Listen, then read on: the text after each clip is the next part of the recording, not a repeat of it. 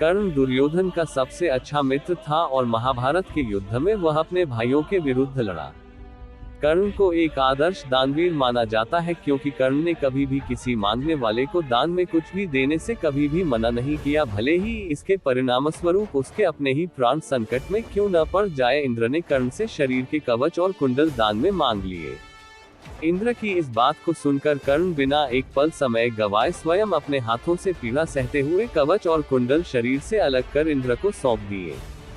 जब कर्ण अंतिम सांसें ले रहा था तो श्री कृष्ण ने ब्राह्मण का रूप लेकर कर्ण से सोने के दांत मांगे। ये सुनकर कर्ण ने अपने पास पड़े पत्थर से अपना सोने के दांत तोड़कर ब्राह्मण को देने लगे तो ब्राह्मण ने कर्ण से बोलते हैं दान पवित्र लिया जाता है। कर्ण ने ब्राह्मण से बोलते हैं मेरा धनुष उठा दीजिए तो ब्राह्मण बोलते हैं ये तो ब्राह्मण का अपमान होगा। तभी कर्ण ने अपना धनुष उठाया और धरती पर तीर चला दिया जिस पर गंगा मां प्रकट हुई और कर्ण ने अपने सोने के दांत को धुलकर ब्राह्मण को अर्पण कर दिए।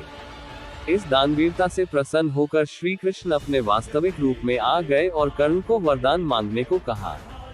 कर्ण ने श्री कृष्ण से 3 वरदान मांगे थे। कर्ण ने वरदान रूप में अपने साथ हुए अन्याय को याद करते हुए भगवान कृष्ण के अगले जन्म में उसके वर्ग के लोगों को सुखी जीवनदान देने को कहा और दूसरे वरदान रूप में भगवान कृष्ण का जन्म अपने राज्य में मांगा।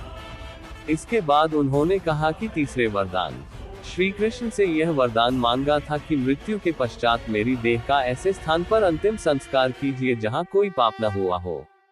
ऐसा कोई जगह नहीं था जहां पाप न हुआ हो। वरदान देने के वचनबद्धता थी, इसलिए कर्ण का अंतिम संस्कार भगवान कृष्ण अपने ही हाथों पर किया और कर्ण को दिए वरदान को पूरा किया।